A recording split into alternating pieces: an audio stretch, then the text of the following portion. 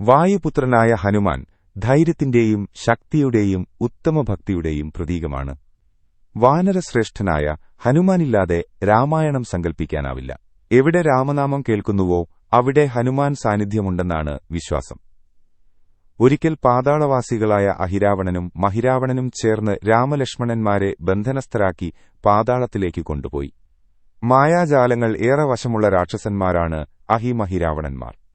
രാമലക്ഷ്മണന്മാരെ അന്വേഷിച്ച് പാതാളത്തിൽ ചെന്ന ഹനുമാൻ രാവണക്കോട്ടയുടെ കാവൽക്കാരനായ മകരധ്വജനെ കണ്ടു. പാതി വാനരനും പാതി ഉരകരൂപമുള്ളവനുമാണ് മകരധ്വജൻ. യഥാർത്ഥത്തിൽ മകരധ്വജൻ ഹനുമാന്റെ പുത്രനായിരുന്നത്രേ.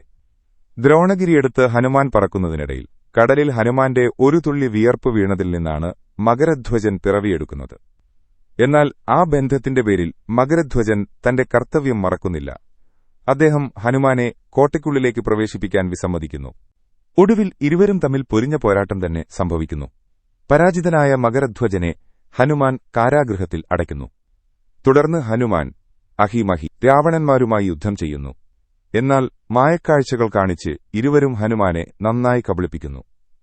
ഇവരുടെ മായാജാലങ്ങൾക്ക് മുമ്പിൽ വിജയമെന്നത് അത്രയ്ക്ക് നിസ്സാരമായി ഹനുമാന് തോന്നിയില്ല. അഹിമഹി അസുരന്മാരുടെ ശൌര്യത്തിന് കാരണം ഒരിക്കലും കെടാതെ കത്തുന്ന 5 വിളക്കുകളാണെന്ന് ഹനുമാൻ മനസ്സിലാക്കുന്നു. ഒരേ സമയം ഈ 5 വിളക്കുകളും കെടുത്താൻ കഴിഞ്ഞാൽ മാത്രമേ അവരെ വധിക്കാനാകൂ എന്ന് ഹനുമാൻ മനസ്സിലാക്കുന്നു. ഒട്ടും സമയം കളയാതെ ഹനുമാൻ പഞ്ചമുഖരൂപം സ്വീകരിക്കുന്നു. വരാഹമൂർത്തി വടക്കും, നരസിംഹമൂർത്തി തെക്കും, ഗരുഡൻ പശ്ചിമദിക്കും, ഹയഗ്രീവൻ ആകാശത്തേക്കും, സ്വന്തം മുഖം പൂർവ്വദിക്കിലേക്കും ദർശിച്ചുകൊണ്ടുള്ള പഞ്ചമുഖം അങ്ങനെ ഹനുമാൻ സൃഷ്ടിക്കുന്നു. ഒരേ സമയം 5 മുഖങ്ങൾ കൂടി 5 വിളക്കുകളും ഊതിക്കെടുത്തുന്നു. ഇതോടെ അഹിമഹി രാവണന്മാരുടെ വീര്യം പതുക്കെ കുറയാൻ തുടങ്ങി.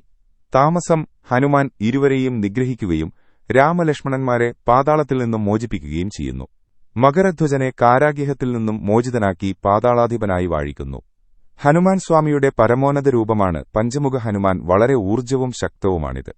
പഞ്ചമുഖത്തെ 5 രീതിയിൽ പ്രാർത്ഥിക്കാം: നമസ്കാരം, സ്മരണ, കീർത്തനം, യാചനം, അർപ്പണം.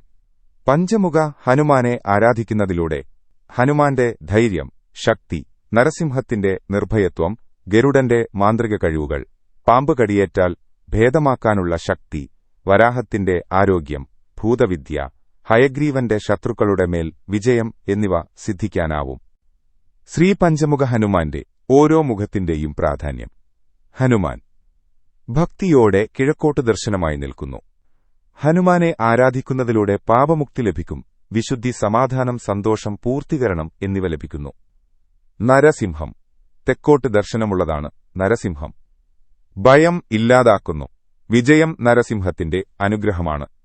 ഗരുഡൻ പടിഞ്ഞാറോട്ട് ദർശനമുള്ള ഗരുഡൻ കഴുകൻ നെഗറ്റീവ് സ്വാധീനങ്ങൾ, മന്ത്രവാദം, ദുരാത്മാക്കൾ എന്നിവയിൽ നിന്ന് സംരക്ഷണം നൽകും. വരാഹം ഗ്രഹചലനങ്ങളിൽ നിന്ന് ഉണ്ടാകുന്ന ദോഷത്തിൽ നിന്ന് സംരക്ഷണം നൽകും. ഹയഗ്രീവൻ കുതിരയുടെ രൂപമാണിത്. അറിവ്, സന്തതി, മോക്ഷം എന്നിവയാൽ ഹയഗ്രീവൻ അനുഗ്രഹിക്കുന്നു.